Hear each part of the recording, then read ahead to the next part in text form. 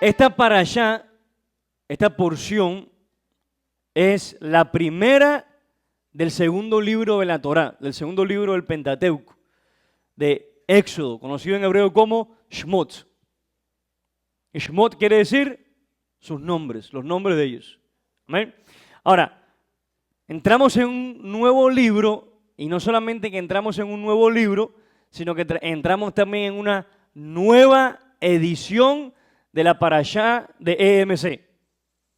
Este año estamos empezando a sacar una nueva edición. ¿A quiénes le llegan las parashot al email o las abren en Telegram? ¿Quiénes? El resto tiene que empezar a hacerlo. Si quiere ganarse un tour por Israel. Si no se lo quiere ganar, bueno, no lo haga. Si estás interesado en ganarte un tour en Israel, ábrela para allá. ¿Por qué? Porque al final hicimos el anuncio, Ángel habló al principio también de eso, pero quiero recalcarlo porque es necesario que el pueblo sepa la energía, la fuerza que le estamos haciendo al hecho de que estudien. ¿Quién va a ser el beneficiado de que usted estudie? Ustedes. Si los pastores o los predicadores que nos paramos acá quisiéramos engañarlos a ustedes, quedáramos callados. Que no estudien. Que no sepan nada. Si cualquier historia rara que le contemos aquí, la van a recibir. Pero como el Eterno nos ha llamado a ser un pueblo libre, conocerás la verdad y la verdad te hará libre. Pues ponte a conocerla cada semana. Y a lo mejor te ganas un viaje, un tour por Israel por conocer la verdad. Amén. Así que vamos a ponernos comprometidos con ese tema para que veamos las bendiciones de nuestro Padre. Amén. Entonces entramos en un nuevo libro, una nueva edición de la parashá de MC, la versión 2, y como estamos en el año de la correspondencia, ¿verdad? Entonces cada libro que estudiamos tenemos nosotros que ser correspondientes con el tema de ese libro, correspondientes en lo que aprendemos y correspondientes en lo que practicamos. ¿Qué quiere decir que somos correspondientes con el estudio, con el tema del libro? Por ejemplo, Bereshit, que es el Génesis, que es el libro que acabamos de terminar. Génesis, ¿de qué nos habló? Porque el libro de Génesis tiene su propio mensaje. ¿Y cuál es el mensaje del libro de Génesis? El diseño familiar perfecto. Todo el libro de Génesis se trata de establecer una familia. Desde Adán hasta los patriarcas, estando de familias. Familia. Y con cada uno de ellos aprendemos a hacerlo de la manera correcta. Por ejemplo, ¿qué aprendimos con Adán? Lo que han estado en los cursos de matrimonio. ¿Qué se aprende con Adán? A no criticar a la esposa.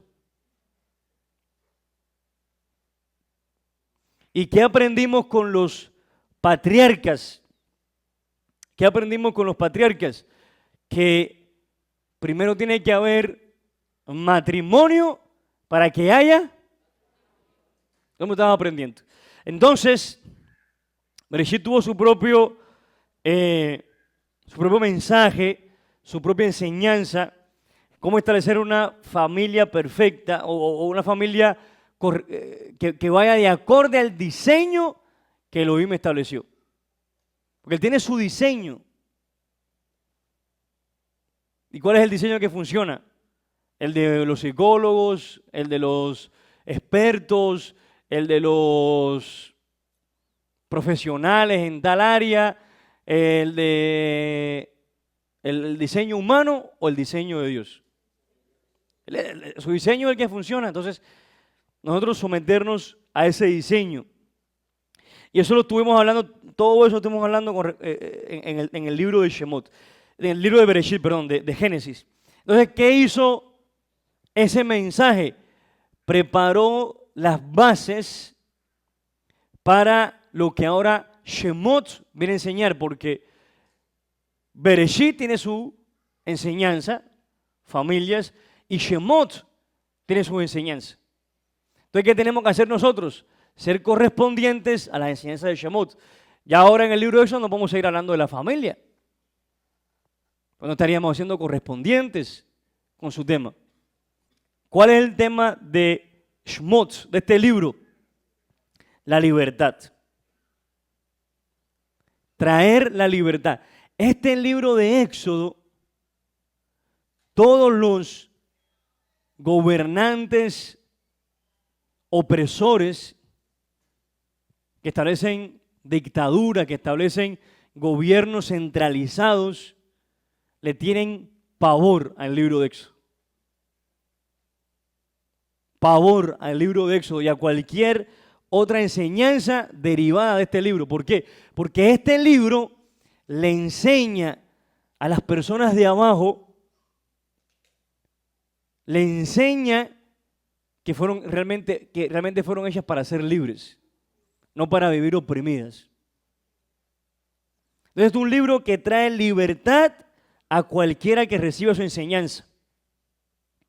Entonces, Bereshit con la familia, Shemot con la libertad. ¿Por qué en ese orden? Porque cuando nosotros tenemos familias bien establecidas que no se asimilan a las corrientes modernas, a las corrientes del mundo, no se asimilan a ellas, sino que mantienen en obediencia el diseño perfecto de Adonai, esas familias son las que se levantan como una luz de esperanza para el resto de la humanidad, porque no caen bajo ese mismo diseño, no caen bajo los patrones que el mundo quiere establecer.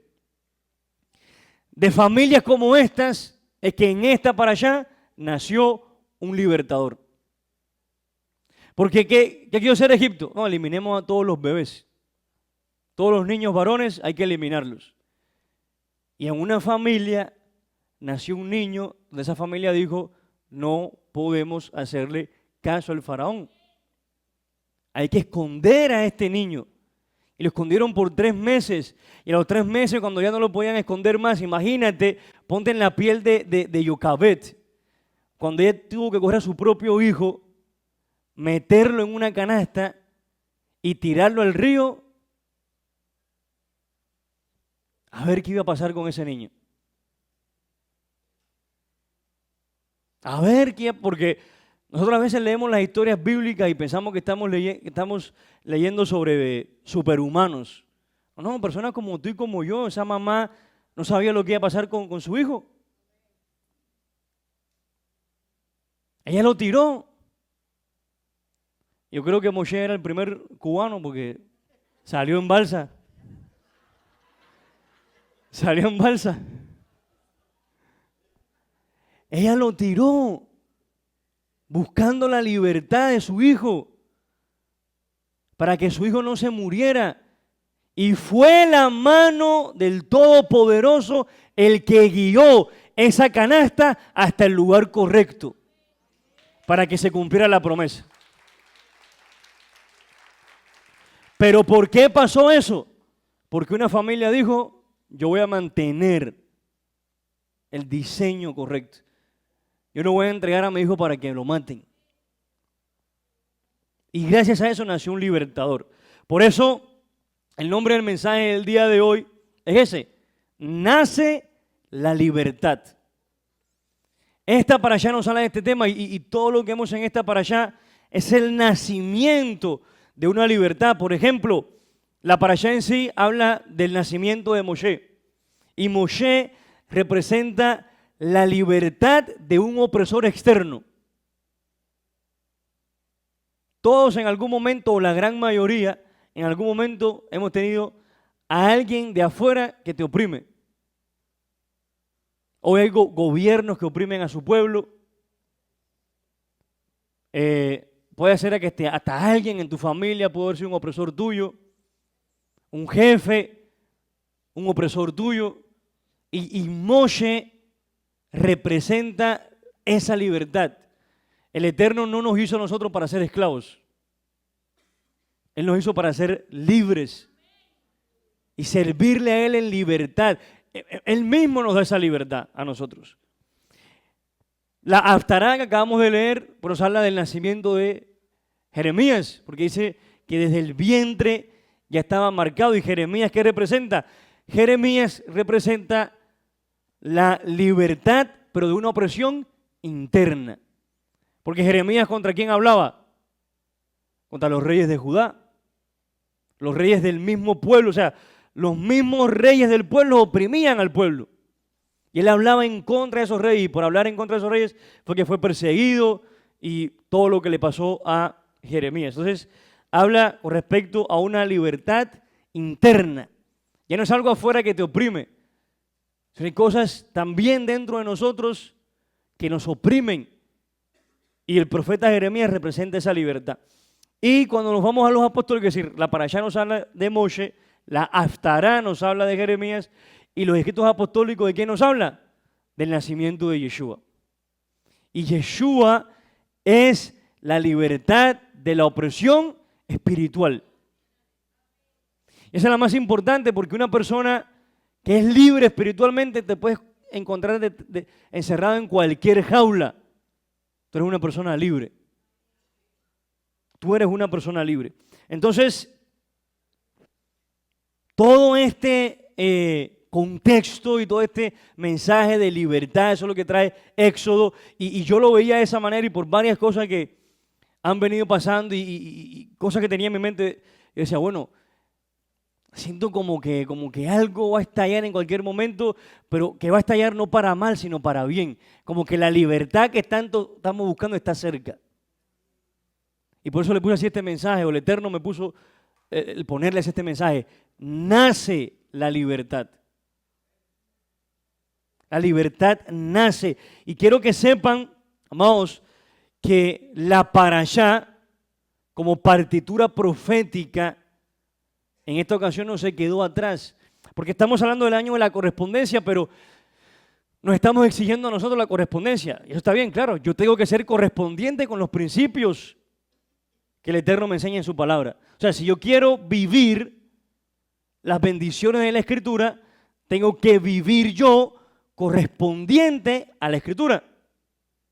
Imagínate, Dios bendíceme, y yo por allá afuera haciendo todo tipo de diablura. ¿Cómo te va a bendecir así? ¿Cómo te va a bendecir así si la bendición de Dios trae abundancia? Entonces, si tú estás en pecado y Dios te bendice, ¿qué es lo que va a abundar? El pecado. Entonces tenemos que ser correspondientes con lo que queremos y con lo que buscamos del Eterno. Pero no solamente, creo que sepan que no solamente nosotros estamos siendo correspondientes, sino que el mundo está siendo correspondiente con la misma Torah. Porque hay varias noticias que en especial se vieron esta semana y quiero compartirle algunas de ellas. Y por favor me pueden poner las imágenes. Yo sé que muchas de estas noticias que les voy a compartir, de pronto muchos la conocen ya, pero la primera de ellas, como ven esa imagen, a Trump y Netanyahu, es que gracias a las negociaciones que se están haciendo, posiblemente muy pronto van a liberar a los rehenes que tiene Hamás por más de un año ya. Rehenes más de un año. Dice así la noticia. Se las comparto rápidamente. El presidente electo de Estados Unidos, Donald Trump, afirmó que este acuerdo fue posible gracias a su victoria electoral. Bueno, no sé si ustedes vieron, pero una vez que él ganó las elecciones, lo primero que hizo fue decirle a Hamás, tienes hasta el 20 de enero para que liberes a los rehenes, si no vas a conocer el infierno en la tierra.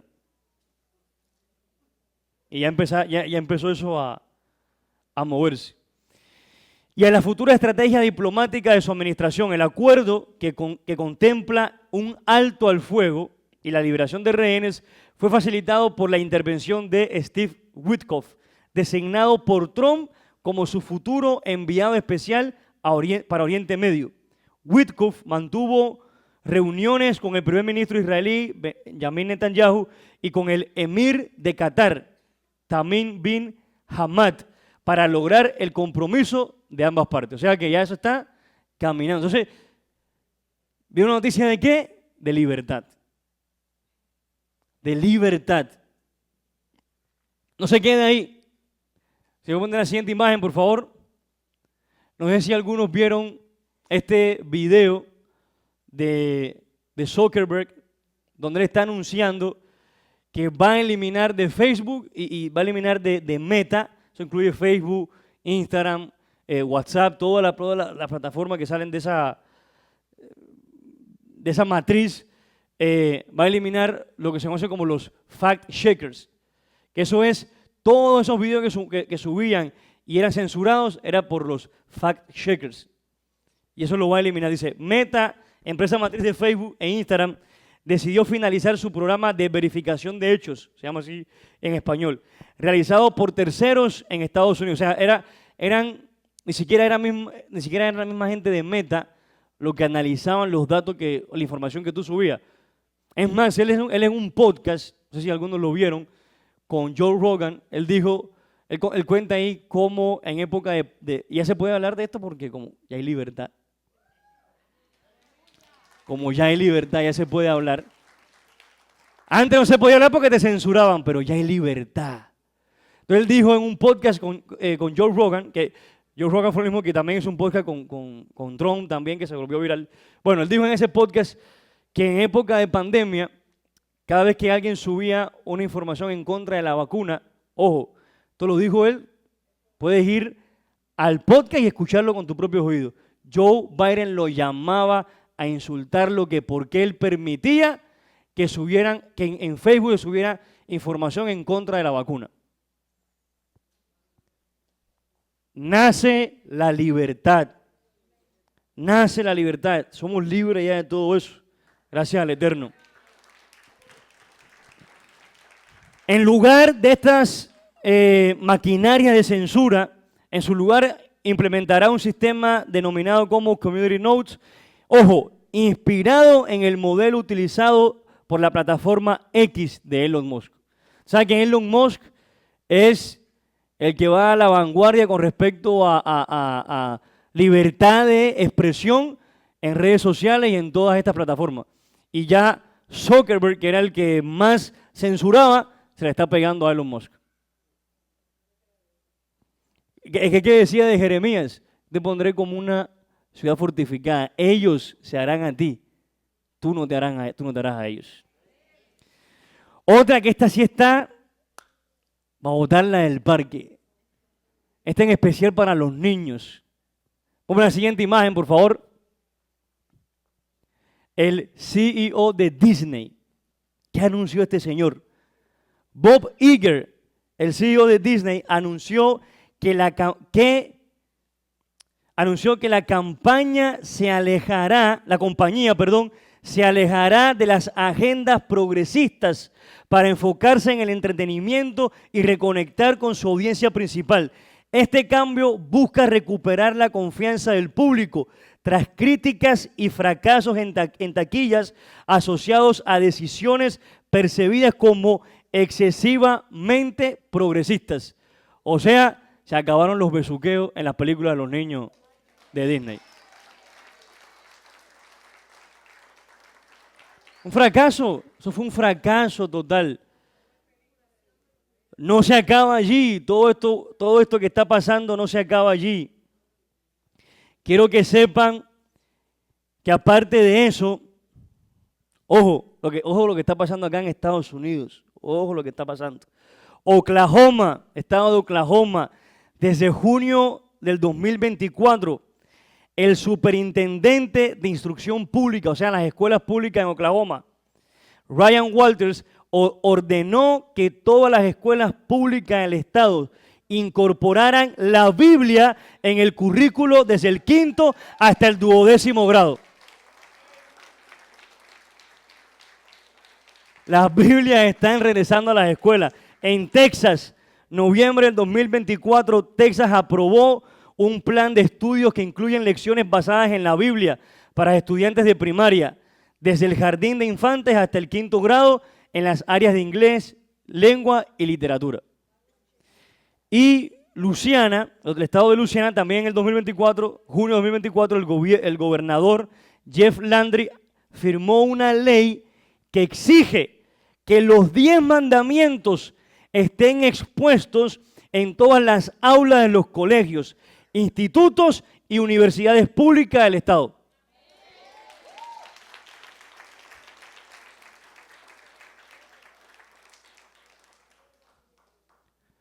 Esta otra imagen, yo creo que Trump cada vez va mejorando más con las fotos que se tiran. Oye,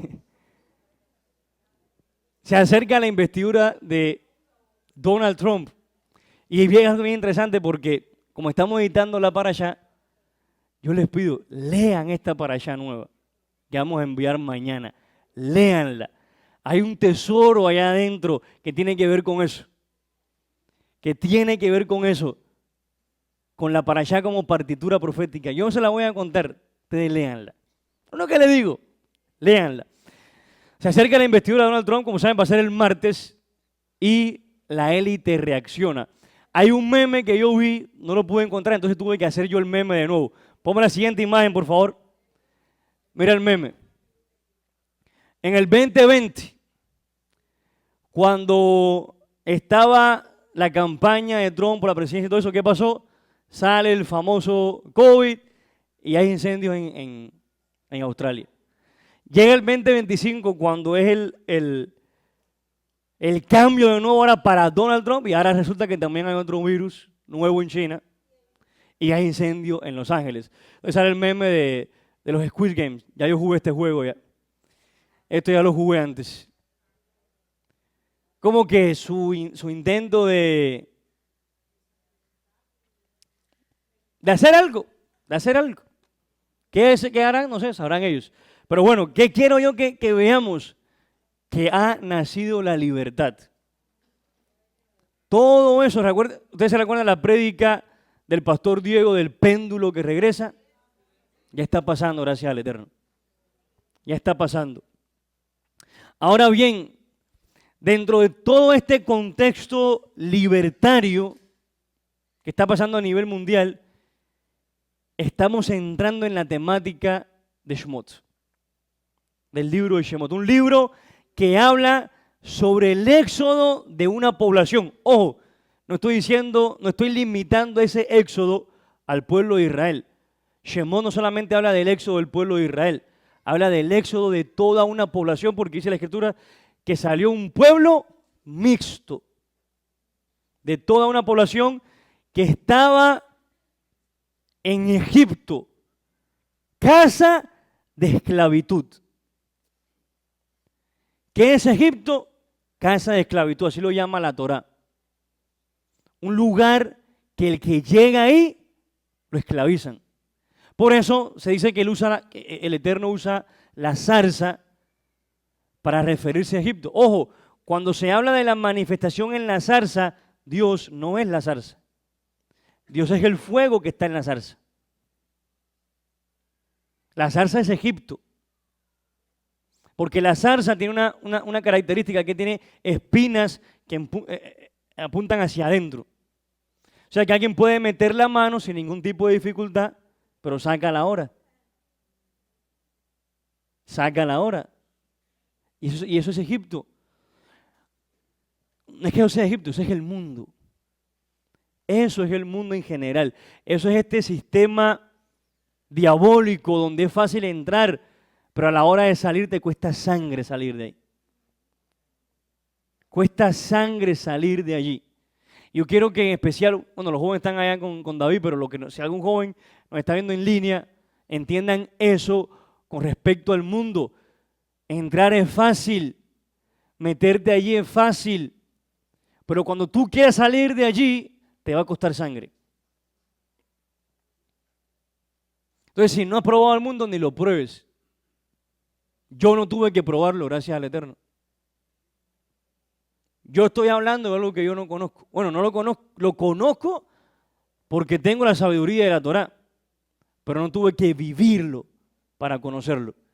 Y eso es lo que quiero yo que cada joven aprenda. No tienes que vivirlo para conocerlo. Amén. Dice, ahora, este éxodo, los que vieron la enseñanza de la mañana, yo lo llamé, a esa salida de Israel de Egipto, la llamé la Operación Jaque. Los que son colombianos, yo no soy colombiano, pero bueno, te casas con una colombiana y estoy rodeado de colombianos. Así que casi que soy colombiano. Los que son colombianos conocen esta operación porque fue lo que sucedió en Colombia en el 2008. Cuento rapidito para que tengamos la información, el contexto, para que entiendan lo que estoy hablando. Ahora, esta parte de la enseñanza es, o sea, tengo que acreditar al pastor Alejandro, porque ayer cuando le comentaba, mira, voy a hablar de esto y esto y esto. Él me hizo la conexión, mira, es igual que lo que pasó en Colombia con la Operación Jaque. Y me pareció chévere. ¿Qué pasó en la Operación Jaque? En el 2008, la guerrilla, la FARC, tenía secuestrada alrededor de 15 personas. Una mujer llamada Ingrid Betancourt y unos contratistas norteamericanos.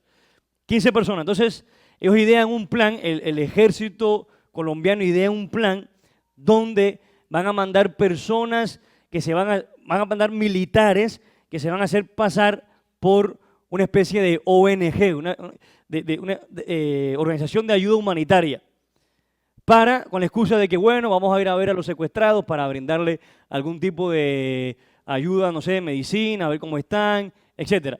Y bueno, este grupo les permite entrar a aquel campamento, claro, ahí tenían que entrar sin ningún tipo de arma, vaya, no podían, porque se están metiendo en la boca del lobo. Te pueden poner a jugar ahí que no sale de ahí. ¿Ok? Se complica la cosa. Entonces entraron literalmente como si fueran una ONG. O sea, ellos se metieron en la historia completa, vestidos, tal. Y en ese proceso empezaron a hacer su movimiento allá adentro. Empezaron a regar la desinformación de que los jefes habían ordenado un traslado de los rehenes, etc. Hicieron una estrategia allá adentro para lograr que todos esos rehenes lo pudieran montar y trajeron un helicóptero y pintaron aquel helicóptero, que era un helicóptero realmente del ejército colombiano, pero lo pintaron como si fuera un helicóptero de una ONG. Y montaron a todos aquellos secuestrados y los sacaron. Sin una bala, sin un muerto, sin nada. Una operación limpia, impresionante. Y Shemot es lo mismo. Entran unos infiltrados y Dios viene a rescatar no tanto a los infiltrados que entraron, a los que Él entró y que se infiltraran allá adentro, sino a los que ya estaban allá adentro, estaban siendo oprimidos. Y vamos a ver. Ok, esa es la historia. ¿A quién quería rescatar Elohim en Egipto? El Eterno, ¿a quién quería sacar de Egipto? A los mismos egipcios. No solamente a los mismos egipcios, sino a todos los demás pueblos que eran oprimidos por Egipto, casa de esclavitud. Egipto, casa de esclavitud. Los mismos egipcios, quiero que sepan que eran pueblo oprimido por la propia élite egipcia. Y la parashá lo confirma. Pero para que entiendan todo esto, o sea, la tarea mía es difícil porque yo tengo una idea y tengo que meterla a ustedes en mi cabeza. Para que entiendan por qué yo estoy diciendo esto. Yo lo tiro así y será, ¿de qué está hablando? Dios fue a sacar ya a su pueblo. Vamos a ver. Ok. ¿Dónde empezó toda esta operación de rescate? Si me ponen por favor la primera imagen. Esto fue algo que fue tremendo porque hasta ayer yo no sabía ni qué iba a hablar de la prédica. Ayer, viernes, no sabía ni qué hablar de la prédica. Y me senté, algo me llamó la atención, me puse a investigar sobre eso y lo que vi fue tremendo y entendí esta operación de rescate de parte de Eterno que les voy a comentar. ¿Dónde empieza? Bueno, allá las letras se ven chiquitas, solamente quiero que tengan la imagen en mente. Después le puedo hacer llegar la imagen, si alguno la quiere, para que la pueda ver con detalle. ¿Dónde empieza esto? Génesis capítulo 15. Vamos a ir a Génesis capítulo 15. Génesis capítulo 15.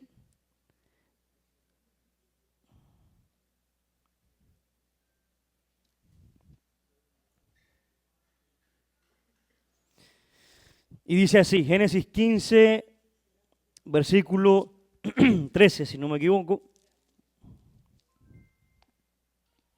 Génesis 15, 13.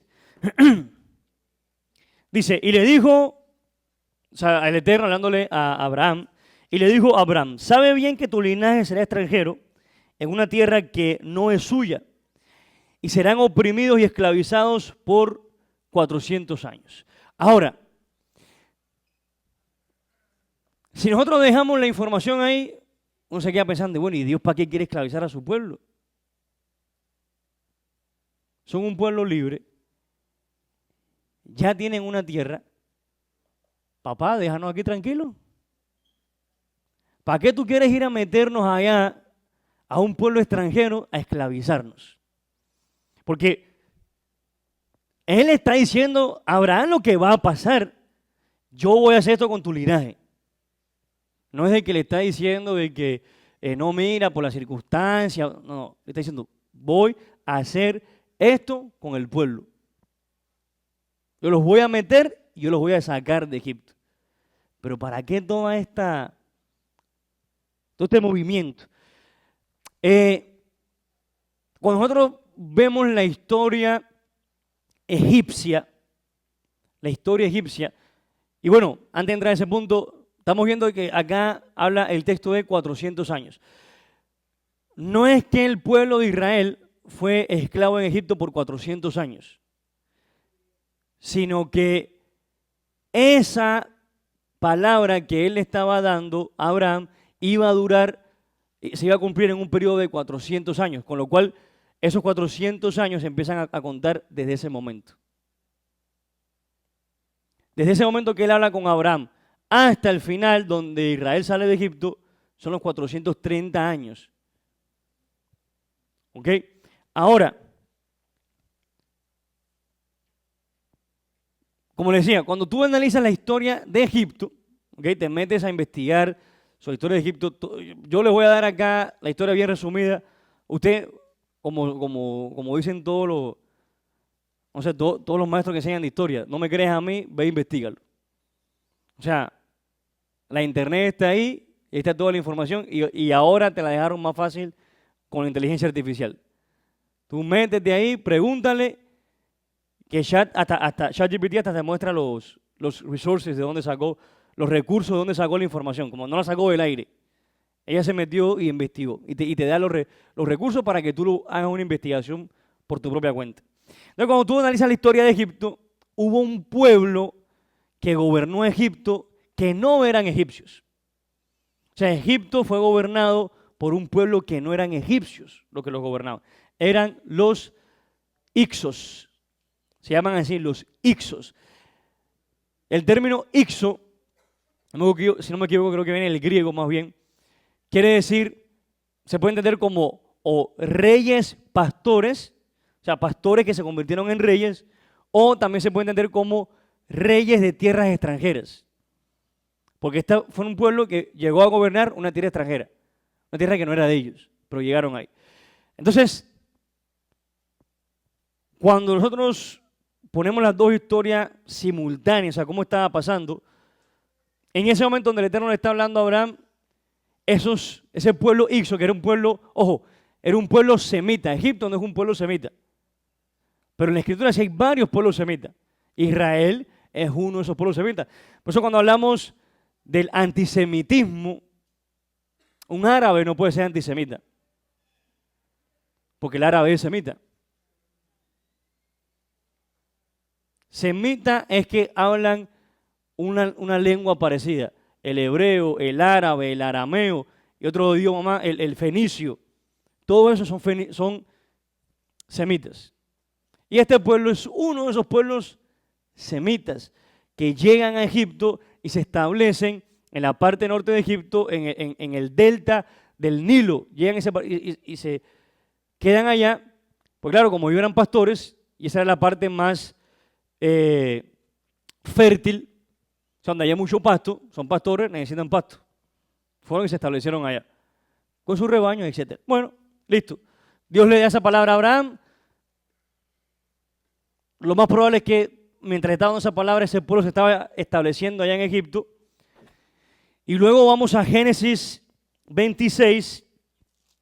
Ahora va a tener mucho más sentido Génesis 26, teniendo esta información en mente.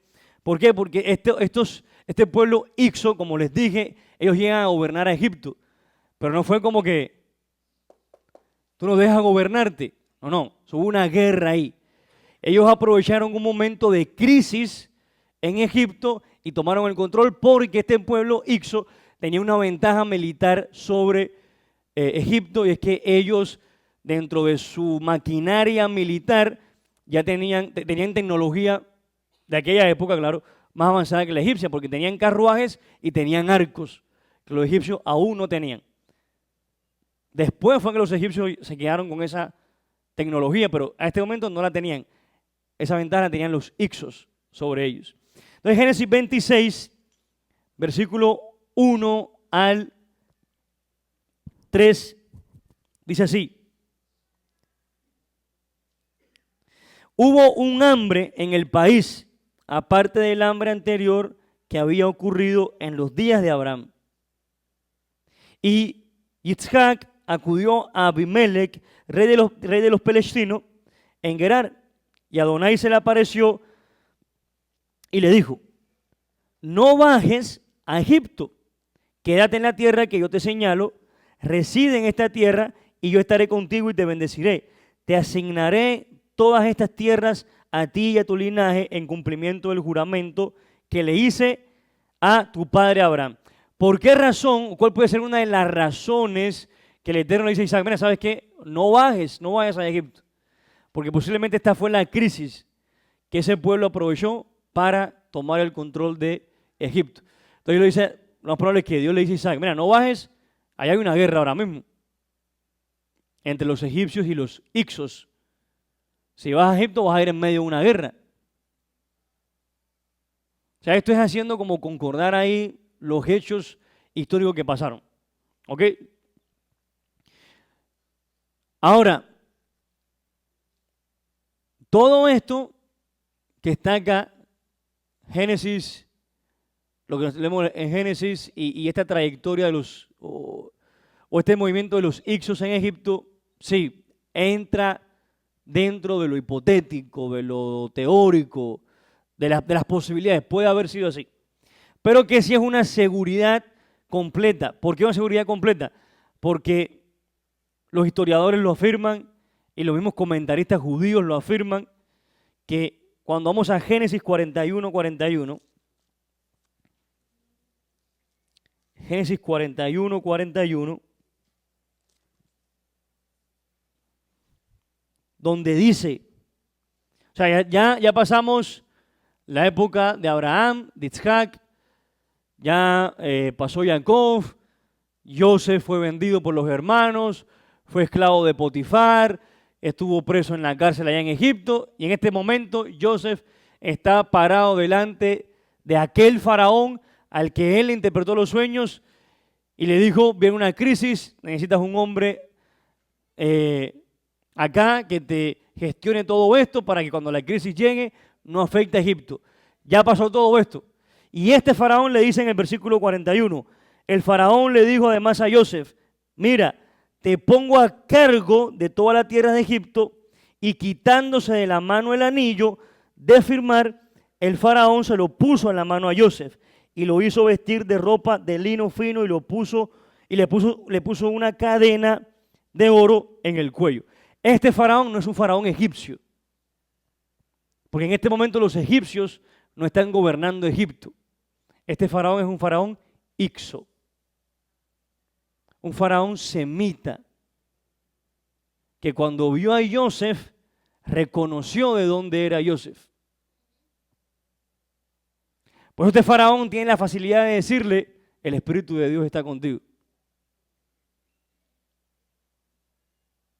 Y tiene la facilidad de decirle: ¿sabes qué?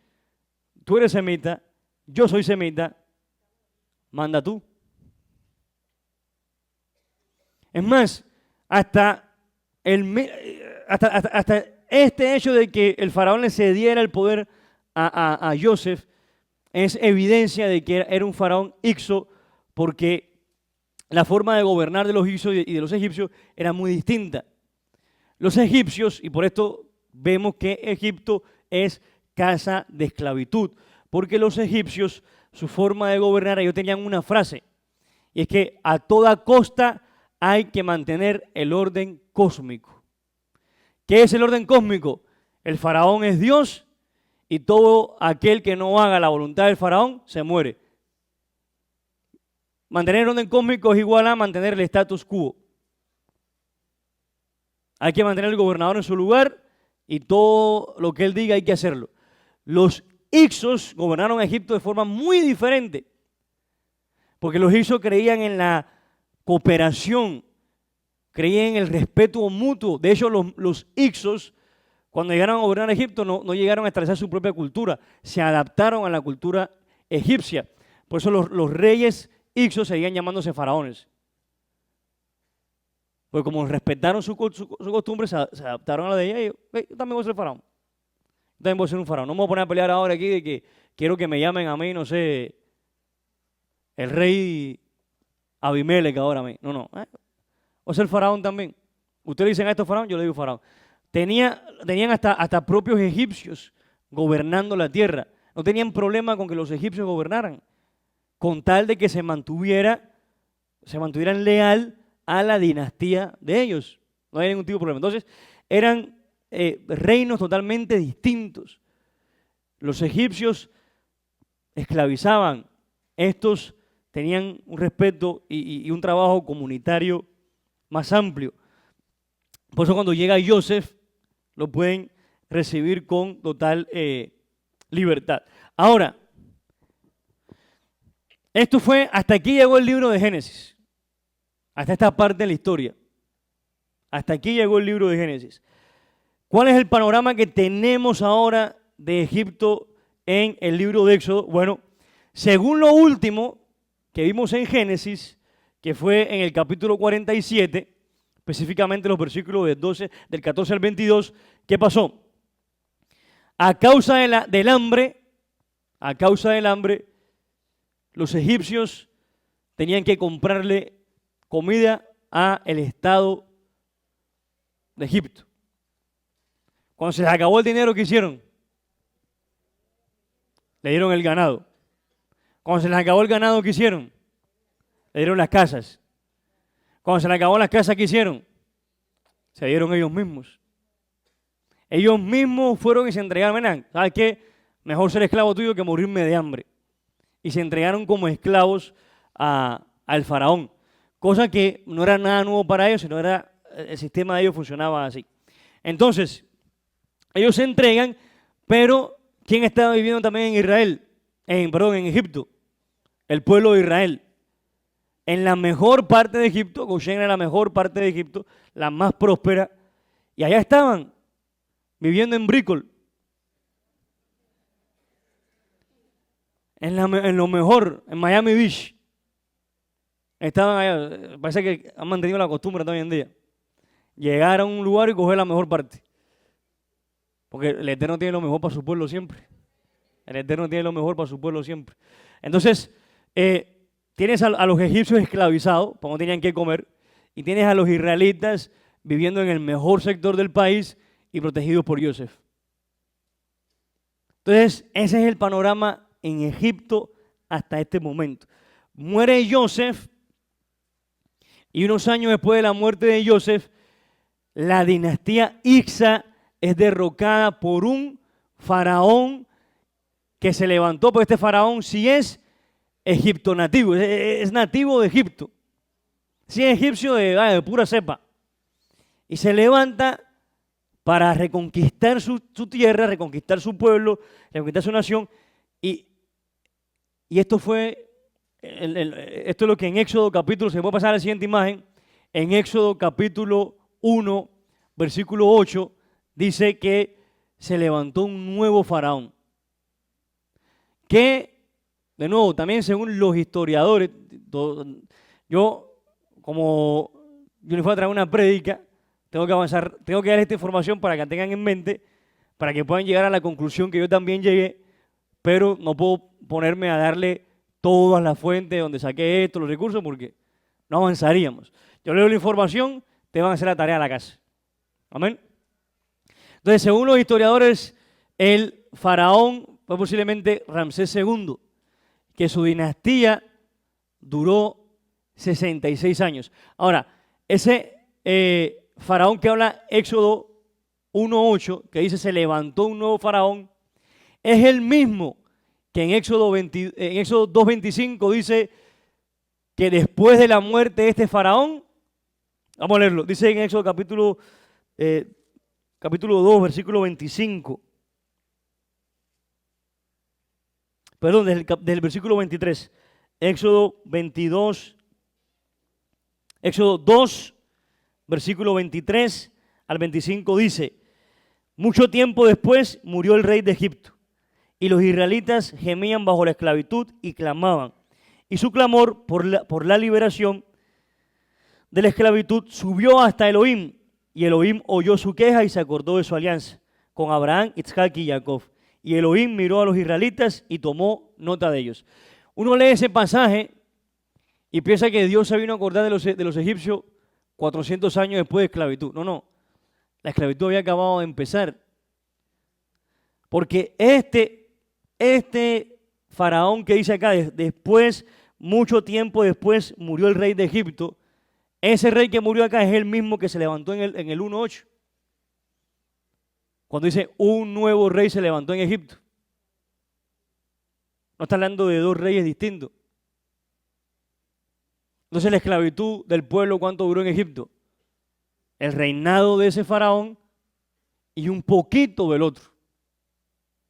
¿Un poquito cuánto? Bueno, según algunos cálculos fue alrededor de 110, 140 años, más o menos, que realmente Israel en Egipto estuvo viviendo como 200 años. De los 200 años, la mitad más o menos fue que fueron esclavos. No fueron esclavos todo el tiempo y no fueron esclavos mucho tiempo. Fueron esclavos poco tiempo, porque este faraón que se levanta en Éxodo 1:8 es el que muere en el 2:25 y dice después, empieza el capítulo 3 de Éxodo, empieza diciendo un día, o sea, al tiempo después de la muerte del faraón. Un día Moshe estaba atendiendo el rebaño de su suegro, Itro, el sacerdote de Midian, y guió el rebaño al desierto y llegó a Joreb, en el monte de Elohim, y un mensajero de Adonai se le apareció en fuego llameante. O sea que murió el faraón y algún tiempito después, tampoco fue mucho tiempo, se le apareció el Eterno a Moshe a decirle: ya he tomado nota del sufrimiento de mi pueblo, es hora de ir a liberarlos. No fue mucho tiempo que estuvieron de esclavitud. Ahora, ¿cómo encajan acá esos años? Bueno, como decía, la esclavitud empezó con este faraón, que su dinastía, su reinado duró como 66 años. Entonces, por ahí como en el año 60, o sea, finales ya acabándose el reinado de ese faraón, es que Moshe huye de Egipto. ¿Ok? Y después que muere, para que estos 100, 110 años, entre los 110 y 140 años que habla la Escritura, que duró la esclavitud de Egipto, para que dure por ahí como en el año 34 del nuevo rey, es que Dios le habla a Moisés. Porque Moisés, ¿qué tiempo pasó fuera de Egipto? 40 años. Él sale a los 40 años, pues todas las fechas encajan, porque si ese rey reinó durante 66 años, Moshe sale a los 40 años de edad, por ahí en el año 60 ese rey, o sea, en el año 60 de reinado, sale, él huye, y se pasa 40 años en el desierto de Madián, como pastor de ovejas. Al cumplimiento de esos 40 años es que en Éxodo 3, Dios se le revela a Moisés y le dice: es hora de venir a libertar al pueblo. Y llega a Egipto y empiezan las plagas. ¿Y las plagas qué tiempo duró? Por ahí como un año.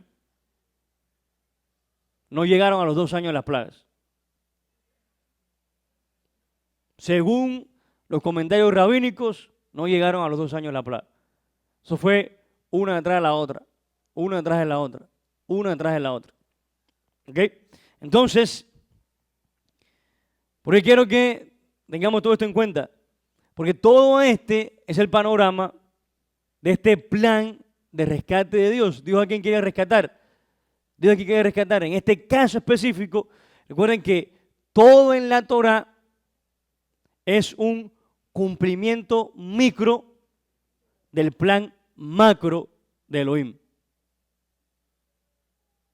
Él dejó una historia a nivel micro, para que cuando tú entiendas esa historia simple de lo que Él hizo, podamos entender el plan de Él a nivel general. Entonces, ¿qué hizo el Eterno con el pueblo de Israel? En aquel entonces, en aquella época, Egipto era el poder, máximo poder que había, la potencia mundial que había. Pero ¿cómo gobernaba Egipto? ¿Cómo gobernaba la élite egipcia? Esclavizando todo lo que se le apareciera. A su propio pueblo, como a todo el que cogieran por ahí. Iban a una guerra, tomaban gente, los esclavizaban. Alguien llegaba a Egipto y terminaba esclavo. Entonces, dentro de ese contexto, es donde llega este otro pueblo que gracias a una crisis que hubo en Egipto fue que ellos llegaron a gobernar. Y mientras ellos gobernaban, la esclavitud que había en Egipto como que se logró estabilizar un poco porque esta gente reinaba distinto. Y en ese momento de estabilidad en Egipto fue donde llega Joseph y llega el pueblo de Israel. Dios mete a su pueblo allá adentro. Por eso dice que fue fácil entrar a Egipto, porque entraron en un buen momento de Egipto. Pero ¿para qué los metió? Para luego, con la excusa de sacar a su pueblo, liberar a todos esos otros esclavos que Egipto tenía desde el principio.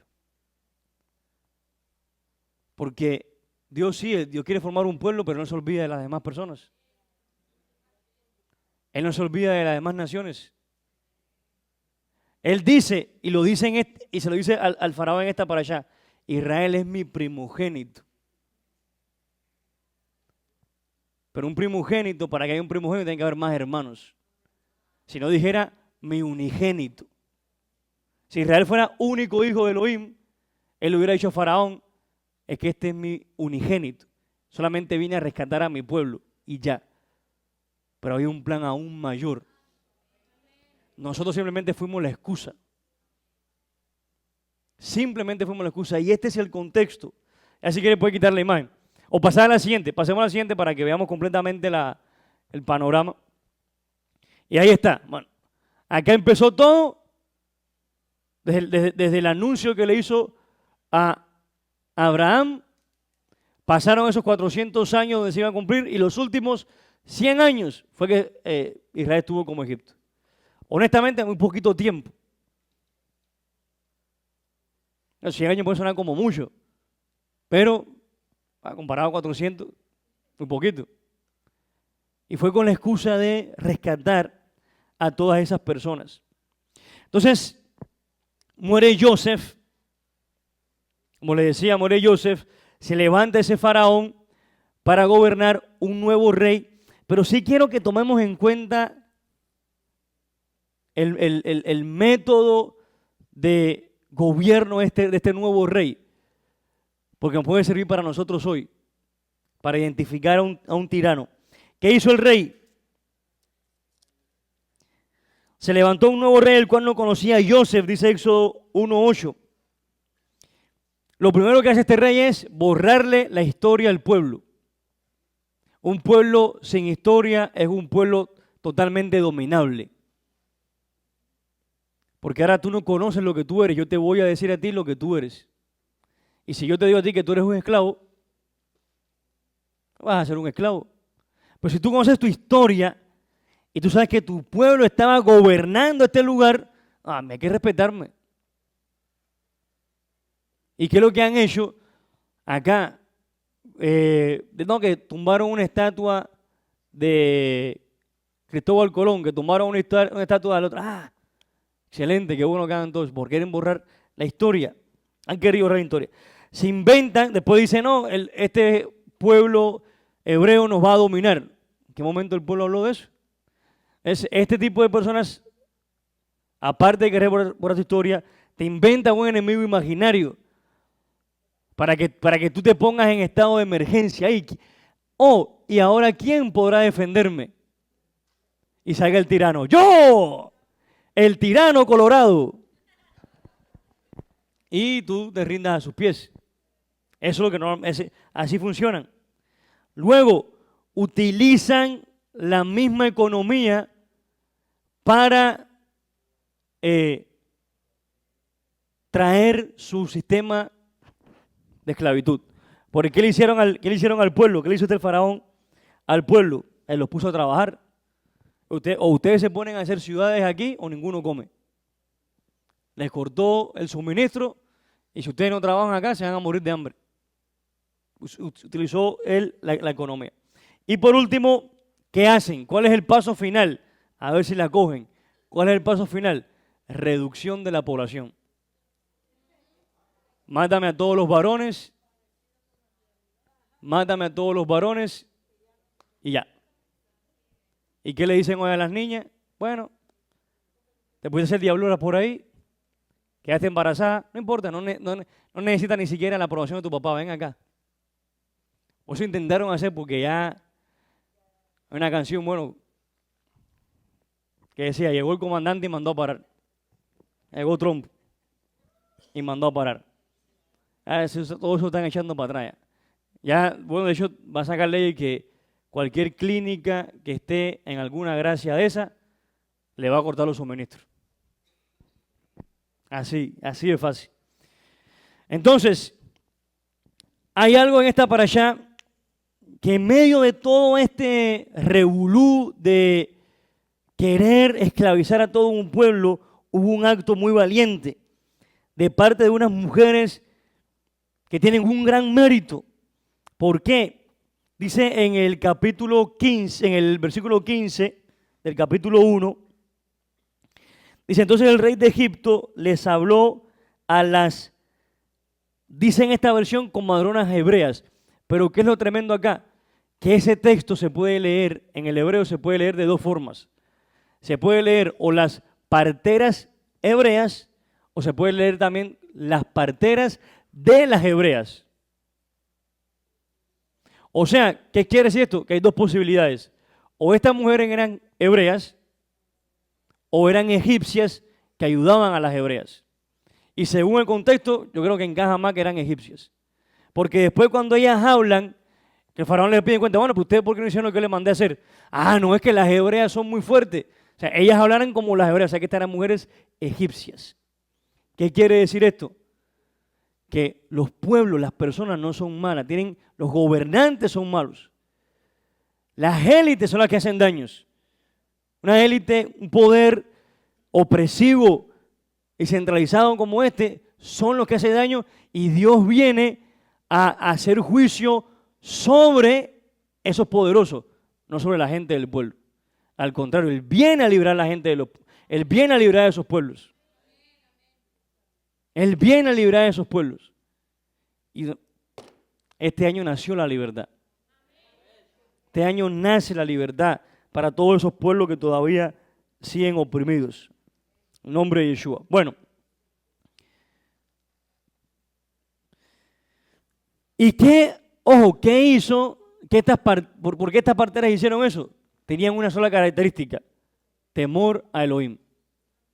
Y esto es una enseñanza clave, fuerte, porque cuando a nivel social, pues créanme que ellos van a saber hacerlo, a nivel social, la línea de entre el bien y el mal quede borrosa y no sepamos qué está bien o qué está mal, lo único que te va a salvar es el temor a Elohim.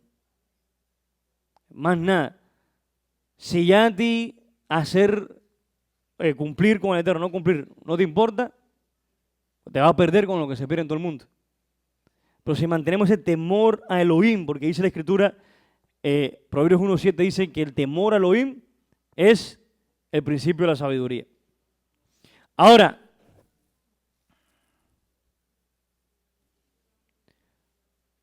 muere este faraón malvado, se levanta su hijo, ¿ok? Vamos a ver en la gráfica, se levanta el hijo, que dicen los rabinos, dicen en los comentarios, judíos dicen que cuando se murió este faraón, ¿cómo se llama? Los egipcios pensaron que, wow, ahora sí no va a ir bien. Ahora sí no va a ir bien. Y el hijo era peor. Eso me recordó a cuando salió la noticia de que Fidel Castro se había muerto y estaban aquí en la calle 8, clan, clan, clan, clan, clan, clan, clan, clan, clan, clan, clan, haciendo fiesta. Bueno, ahí tienen a Díaz Canel ahora que se metemos peor ahora que antes. Y así con cada lugar de esto. Yo creo que en Venezuela con Hugo Chávez pasó lo mismo, que se murió y pensamos que iba a ser libre y llegó más burro a ponerlo peor. Porque todos estos movimientos siempre pasan lo mismo, siempre la misma situación, el mismo patrón. Entonces, Éxodo capítulo 5, después de todo esto, bueno, muere el faraón, Dios llama a Moshe, y llegamos a el capítulo 5. Y en el capítulo 5 dice, versículo 1, más tarde Moshe y Aarón fueron y le dijeron al faraón, así dice Adonai, el Elohim de Israel, deja ir a mi pueblo para que me celebren una festividad en el desierto. Pero el faraón le dijo, ¿y quién es Adonai para que yo le haga caso y deje ir a Israel? No conozco a Adonai, ni dejaré ir a Israel. Y ellos respondieron, el Elohim de los hebreos se nos ha manifestado. Permítenos ir a una distancia de 3 días en el desierto para sacrificarle a Adonai nuestro Elohim, no vaya a ser que nos hiera con pestilencia o una espada. Cuando Moshe y Aarón hacen la petición al faraón de dejar libre al pueblo, el faraón no reconoce a Adonai, no reconoce a Elohim. Y eso pasa muchas veces cuando vemos este tipo de personas que se paran en una posición y se creen intocables y creen que están por encima de todo el mundo y que nada le va a pasar. Mira lo que el Eterno le responde al final de la parashá, en Éxodo 6:1. Luego le dijo Adonai a Moshe, pronto verás lo que yo le voy a hacer al faraón. Los dejará ir a causa de mi mano fuerte. De hecho, por causa de mi mano fuerte, él hasta los expulsará del país. Faraón dijo, yo dejaré ir al pueblo. Está loco, ¿y quién me hace las pirámides ahora? No reconozco a tu Dios, ni le voy a hacer caso, ni ningún pueblo se va a ir aquí. Porque se veía intocable. Pero ¿qué le dijo el Eterno? Vas a ver lo que voy a hacer. Y bien interesante porque esta frase que él dice, ¿y quién es Adonai? Yo no conozco a Adonai y no dejaré ir al pueblo. Esas 3 frases que él dijo, cuando tú analizas las plagas y la forma en la que Moshe anuncia cada una de las plagas, es una respuesta a cada una de esas frases. Y si lo quieres saber, léelo en la parashá esta semana que está ahí la información. Vamos a darle fuerza a la parashá esa. No, sí, de verdad, ahí lo pusimos en los comentarios, léanlo para que vean el estudio completo. Ahora, esto nos lleva a nosotros hoy. Porque al final, sabemos bueno cómo terminó toda esta historia. O sea, al final vinieron las plagas, el faraón quiso conocer al Eterno, tú lo vas a conocer. Tú lo vas a conocer y te va a costar. Y vinieron las plagas, golpe tras golpe, tras golpe, tras golpe, tras golpe, hasta que llegó el golpe definitivo. ¿Y cuál fue el golpe definitivo? No, que se ahogara en el mar. Porque incluso después de la muerte del hijo salió a perseguirlos al desierto. No le fue suficiente. Pero el corazón del faraón no es otra cosa que nuestro propio corazón. No veamos al faraón, ese ser tan malvado, mira qué cabezón, una plaga y otra plaga y otra plaga y todavía va y ve una columna de fuego y ve un mar partido a la mitad y se tira allá. Estúpido el faraón. No, así somos nosotros. Ahí somos nosotros. Vas a hacer algo y se te atraviesa algo en el camino para que no lo hagas. Ay, el diablo siempre me está interrumpiendo. No. A veces es el Eterno mismo hablándote, pero estamos tan empecinados en lo que queremos hacer, tan encaprichados en lo que queremos hacer, que hasta que no llega el golpe, no. El corazón del faraón, el Eterno deja esta historia acá y hace sufrir tanto a este hombre, porque lo hizo sufrir, porque Dios pudo haber sacado a Israel y ya. Él tenía el poder para sacar a Israel. Si nos vamos a encontrar con él en las nubes, dice Tesalonicense, nos vamos a encontrar con él en las nubes, ¿cómo no podía sacar a Israel de Egipto de la misma manera? Pero él hizo pasar a todo esto el faraón para que tú y yo aprendiéramos de que así también puede llegar a ser nuestro corazón. Si nosotros tuviéramos el mismo poder económico y militar que tenía el faraón, así también nos volvemos nosotros. Porque es que es una condición humana. Esa es una condición humana. Y queda esa historia para que reconozcamos, por eso que dice Ezequiel, y lo vamos a leer ahora, que dice Ezequiel, yo cambié el corazón de piedra de ustedes por un corazón de carne. Si Él no circuncida nuestro corazón, seguiríamos rebeldes a Él allá afuera. Pero es por su gracia y por su bondad que hoy estamos acá. Entonces, eso nos lleva a nosotros hoy.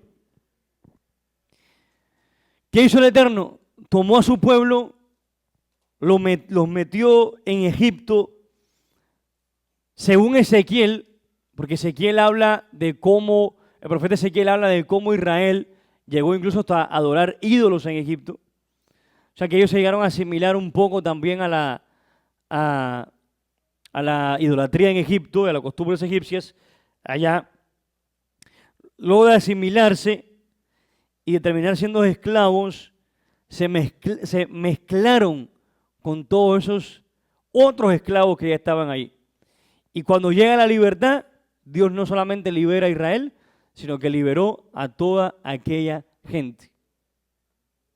A todos aquellos que quedaron libres y salieron, y dice la Escritura, salió una multitud mixta. ¿Qué pasa con nosotros hoy? Dice en Ezequiel, vamos a Ezequiel 36. Ezequiel 36.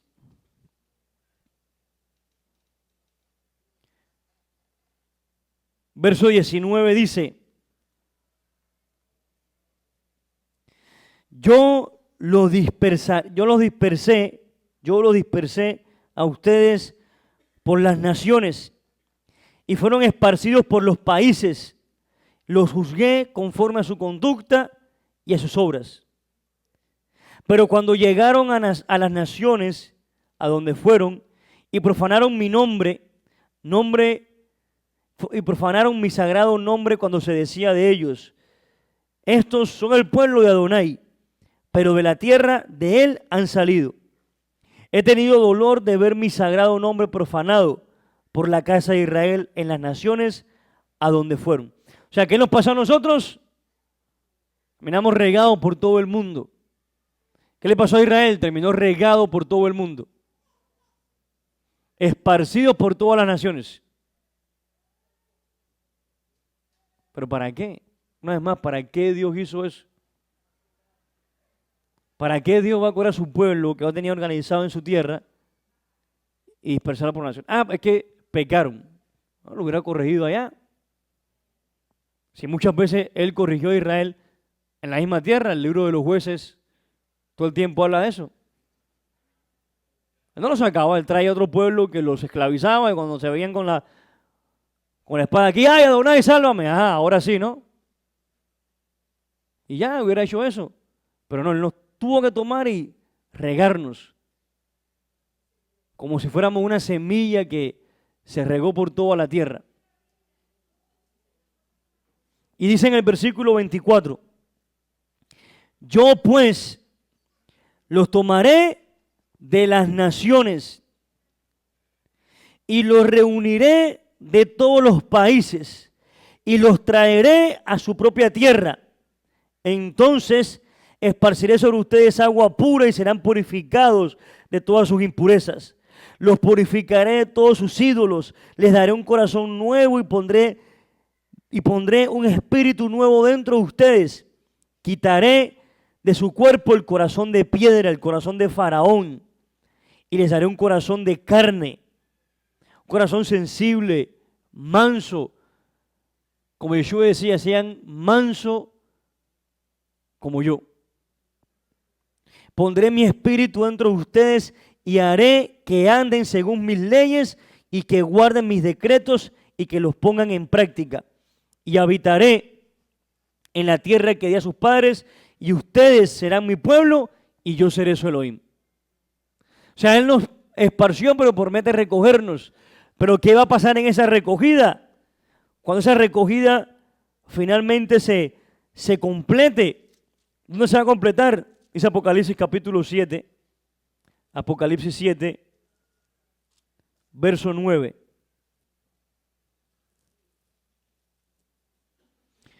Dice así: después de esto miré y vi una gran multitud de todas las naciones y razas y pueblos y lenguas cuyo número nadie podía contar, y están de pie delante del trono y en la presencia del Cordero, vestidos con vestiduras blancas y llevando palmas en sus manos. Aclaman a gran voz diciendo: la salvación pertenece a nuestro Elohim, que está sentado sobre el trono, y al Cordero. ¿Quiénes van a estar al final? Gente de todas las naciones, de todas las lenguas, de todas las razas, de todos los pueblos, porque para eso estamos regados entre las naciones. No es solamente un castigo, no es solamente un castigo, es una operación de rescate para todos los pueblos, porque esa misma manera en que Él usó a su pueblo, es de todo este plan que Dios ingenió, de coger a su pueblo, meterlo en Egipto, mezclarlos en Egipto para que cuando después lo sacaran, librar también a los egipcios. Eso que Él hizo en aquella época, eso es lo mismo que está haciendo con nosotros ahora. Pues recuerden que Egipto solamente es una representación simbólica de todas las naciones. Nos tomó a nosotros, nos regó por todo el mundo. Solamente EMC. ¿Cuántos EMC no hay por ahí? Y EMC apenas es un ministerio. Está Oshana, está Remción, y todos estos ministerios regados por todo el mundo, ¿haciendo qué? Operación Jaque. Infiltrados, rescatando a los hijos de Dios, rescatando a la humanidad, sacándola de la opresión. Con todo esto que entendemos, que cuál es nuestro papel como la casa de Israel en este mundo. Nuestro papel, quiero que sepan, no es salir a las calles a protestar cuando hagan una ley de aborto, algo, a salir, no, el aborto no, esa no es nuestra función. Porque la gente a veces se queja, bueno, pero ¿y por qué no salen a protestar cuando pasa algo? Que nosotros no fuimos llamados a protestar. Nosotros fuimos llamados a rescatar. Nosotros no vamos a parar la podrición del mundo, eso no lo vamos a parar nosotros, porque tiene que ser así. Nosotros vamos a rescatar a todo aquel que no se quiera pudrir con el mundo. Eso es lo que sí vamos a hacer. Ahí donde sí vamos a tener todos nuestros esfuerzos, todo nuestro trabajo, toda nuestra dedicación va a ser ahí. A infiltrarnos en el mundo y rescatar a los hijos del Eterno. ¿Cómo? ¿Cómo lo vamos a lograr? Diego, ¿a qué tú te dedicas? ¿Cuál es tu trabajo? Ese no es tu trabajo. ¿Cuál es tu trabajo, hermano? ¿Tu trabajo diario cuál es? No, ese no es tu trabajo. Moshe, ¿cuál es tu trabajo? ¿Cuál es tu trabajo, Josie? ¿Ah? No sé qué. Rescatar. Lo que nos dedicamos a hacer diariamente es la excusa. Fue el lugar donde el Eterno, Dios te puso en ese lugar a rescatar. O sea, cuando tú llegues a lo que sea que tú llegues a hacer todos los días, en la semana, de Shabbat en Shabbat, o sea, aquí en Shabbat no venimos a rescatar a nadie. Aquí llegamos los rescatados. Los que estamos aquí sentados, los que ya fuimos rescatados. No, Diego, te vine a evangelizar hoy. Yo vine a evangelizar. Eso no funciona. Aquí llegan los rescatados. La función es en la semana. Usar lo que nosotros somos es como esos militares allá que se disfrazaron de gente de una organización humanitaria, de ONG. ¿Eso es lo que ellos eran? No. Son militares que se infiltraron en un lugar a rescatar a unos rehenes. Punto. Y acá tenemos militares del ejército de Yahweh que son enviados disfrazados como pet grooming, disfrazados de electricistas, agentes en secreto, que llegan a hacer una misión de rescate. ¿Rescatar a quién? A todos los que están oprimidos por este sistema, oprimidos espiritualmente, oprimidos por muchas cosas que están esperándote. Ellos están esperándote a que tú llegues a decirle por lo menos, tengo un lugar donde te puedes sentir mejor. Conozco un lugar donde por lo menos te puedes sentir mejor. A lo mejor no va a ser la solución a todos tus problemas, pero por lo menos te vas a sentir mejor. O hay alguien que se sienta mal aquí hoy. El que se sienta mal, que se ponga a alabar al Eterno. Y tú verás que rápido te empezamos a sentir bien. Nos dedicamos a rescatar a los hijos del Eterno. Lo otro, solamente el medio, la excusa para hacerlo. Así que quiero que nos pongamos de pie y hagamos algo. Yo realmente hacía esto, pero no sabía cómo iba a cerrar. No sabía qué cierre le iba a dar yo a esto. Y bueno, okay, tengo el mensaje armado, pero creo que la parte más importante, que es el cierre, no sé cómo la voy a hacer. Normalmente hasta, no sé, se pone música, lo que sea, y no sabía ni qué poner. Pero cuando está en el tiempo de la alabanza, había una que estaba sonando, que la pude conectar con la parashá. Porque esta alabanza dice algo especial que se conecta con la parashá. En la parashá dice que cuando todo el pueblo de Israel empezó a clamar, el Eterno lo escuchó y tomó nota de ellos y se fijó en ellos y activó este proceso de liberación de Israel. Y es como que nosotros tenemos que hacer lo mismo en este tiempo y levantar ese clamor al Eterno, pero no es un clamor de queja, mira qué mal me va. Es un clamor de alabanza. Ellos en aquel tiempo tenían que quejarse. Pero ya el tiempo de queja pasó. Ya Él nos rescató. Ya Él nos trajo a su pueblo. Ya Él nos ha introducido en la bendición. Entonces este no es un tiempo de ese clamor de queja, sino un tiempo de alabanza. Así que vamos a alabar todos juntos al Eterno.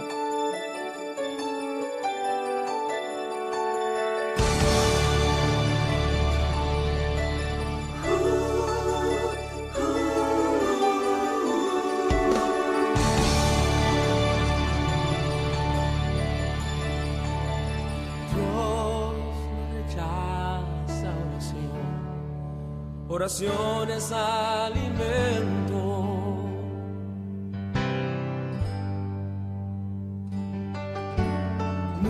vi un justo sin respuesta o quedar en sufrimiento.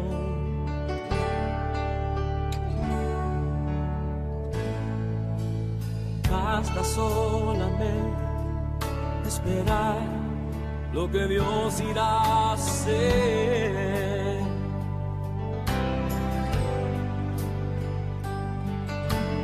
Cuando Él levanta sus manos, es hora de vencer.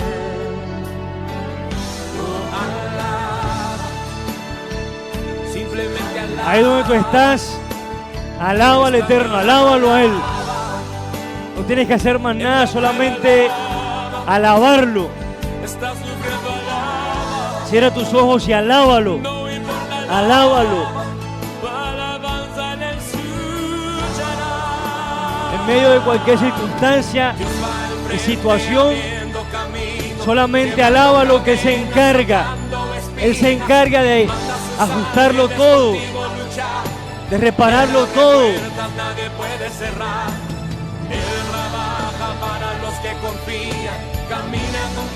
Él hace el trabajo para ti. Él hace el trabajo para ti.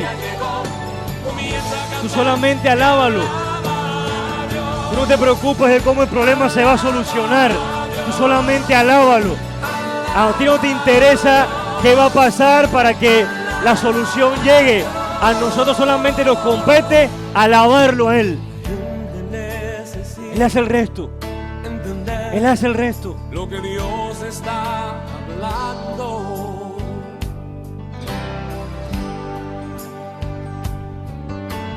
Cuando Él queda en silencio, es porque está trabajando.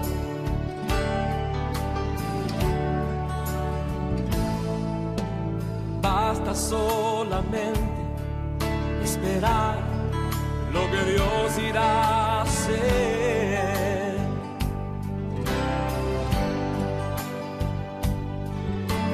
Cuando Él extiende sus manos, es hora de vencer. Esa victoria que estás esperando va a llegar pronto. Va a llegar pronto esa victoria. Tú solamente no pares de alabarlo. No pares de alabarlo, porque el enemigo te quiere distraer de esa alabanza.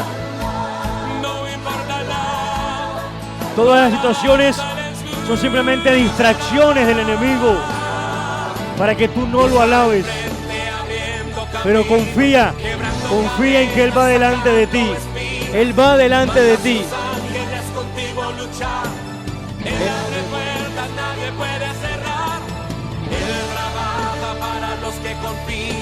Camina conmigo de noche y de día. Levanta tus manos, tu victoria llegó. Comienza a cantar y alaba a Dios. Alaba a Dios. Alaba a Dios. Alaba a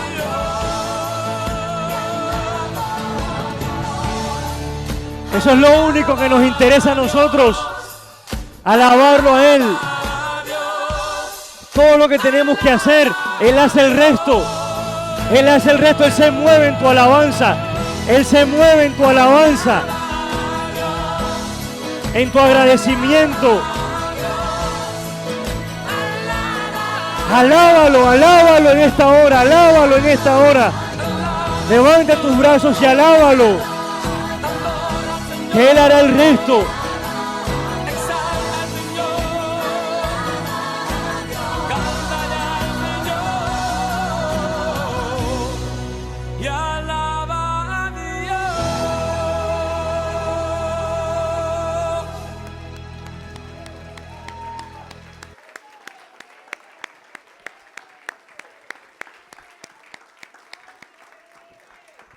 En medio de la adversidad, en medio de la dificultad, en medio de la oscuridad, ya no vendrá más la queja, vendrá la alabanza a nuestro Padre, vendrá la alabanza a nuestro Rey, porque Él hará el resto. Él hará su parte. Él es el único que se encarga de que todo se ponga en su lugar, que cada pieza esté en su lugar para que su voluntad se cumpla. Y su voluntad es buena, agradable y perfecta. Amén.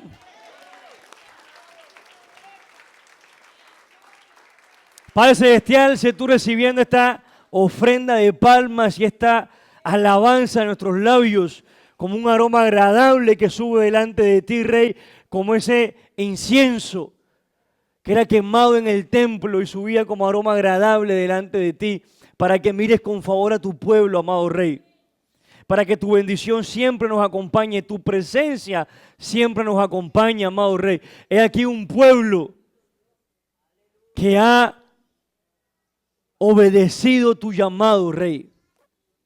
Y entendemos, Abba, y aceptamos como pueblo, Rey, el llamado que tú tienes para nosotros en este tiempo de ser luz a las naciones. Gracias, papá, porque nos has hecho entender el propósito con el cual nos has llamado.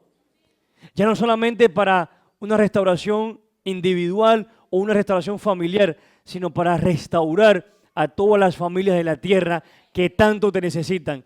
Gracias, amado Rey, en el nombre poderoso de nuestro Adón Yeshua HaMashiach. Amén, amén y amén. Bendito el Eterno, bendito nuestro Padre Celestial.